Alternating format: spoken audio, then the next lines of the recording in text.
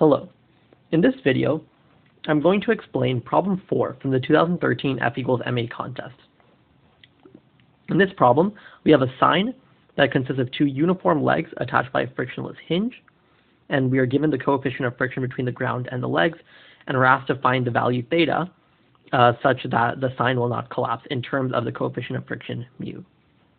So, as you can probably see, this problem is a problem about static equilibrium, and so we need to balance forces and we need to balance torques.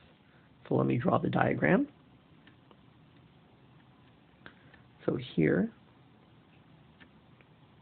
the hinge, and one thing is that basically the two parts we'll have to consider two different systems. One is the entire sign. In this way, we'll be able to disregard the interaction force that occurs at this hinge, but then we'll also need to regard one of the signposts alone, or one of the legs of the sign alone. That way we can take this interaction force into account, because this interaction force will actually will affect the torque, and we'll need to calculate that. So let us go back to our diagram.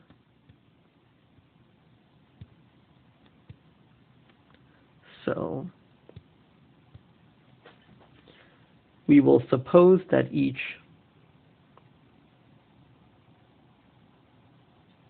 sign has a mass m, and we can draw that at its center. We can draw the force acting at the center of mass. Of course, these distances are L over 2.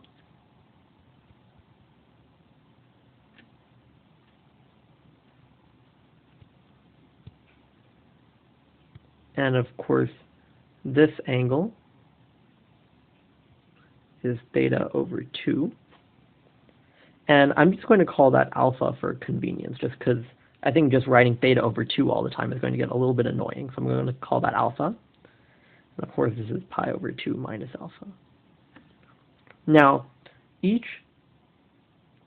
base of each leg will have a normal force. By symmetry, these two will be the same. And then there will also be an interaction force right here, F interaction, so we'll call that FINT. And basically, the left post will push on the right post, and the right post will push on the left post. I'm drawing the force horizontally, and indeed, it must be horizontal, again, by symmetry.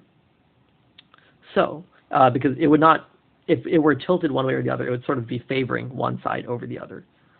So now we have the setup. So first, let's balance the forces for the entire system. So what would we have? So sorry about that. I also forgot that there is a frictional force, and that will be F frictional right here. F frictional, and that will be less than or equal to mu times n.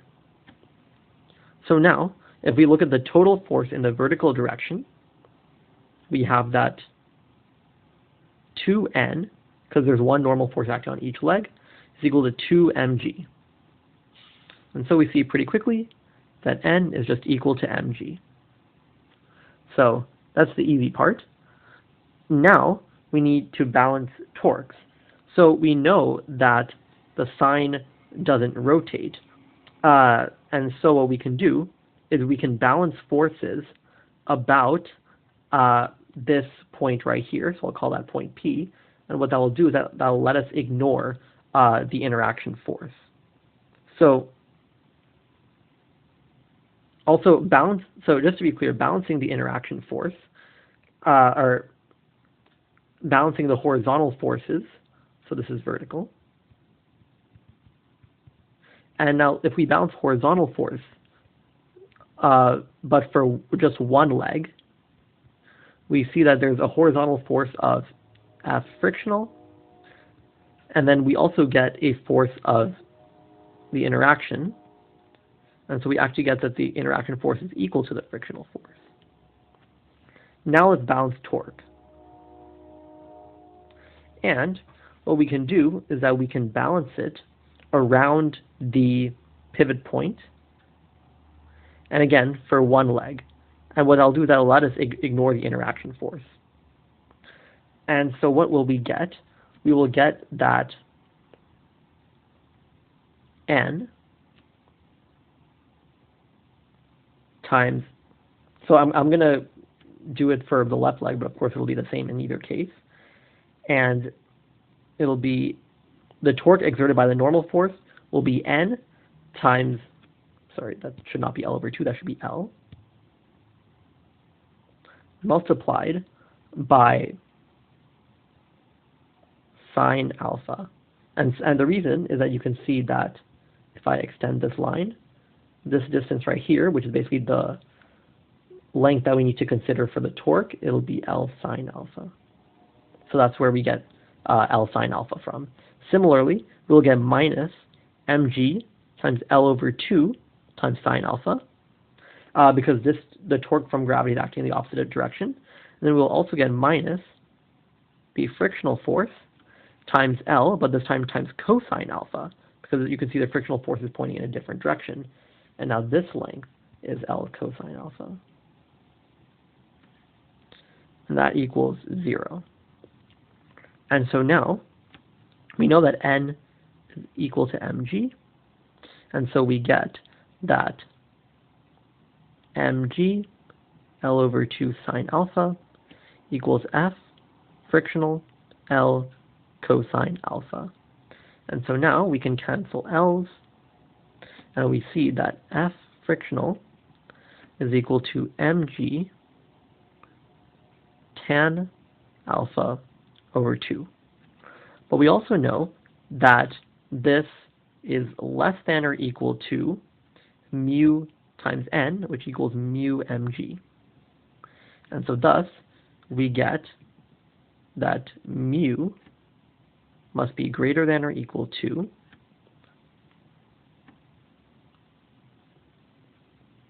tan alpha over 2. And that means that tangent of theta over 2 must be less than or equal to 2 mu. Now, one thing is that I just drew the frictional forces in this direction, and I probably should have clarified how I knew that the frictional force would be in this direction. Basically, when we draw out this interaction force, we have the two legs pushing on each other, and in order to balance the torques about the center of mass, to balance the force on each leg. For example, on this left leg, the right bar is pushing on it to the left, and so the frictional force has to exert to the right. You can also think about it intuitively, that if this sign were to collapse, the legs would basically move outward like this. So this leg would move to the left and the right leg would move to the right, meaning that the frictional force has to act this way to counteract that tendency. So now we have our equation right here. First page, and we see that tangent of theta over 2, our condition was tangent of theta over 2 is less than or equal to 2 mu, and so for the maximum theta, this will become equality. So we get tangent theta over 2 equals 2 mu, and that's all there is to this problem. So thank you for watching, and I hope that was helpful.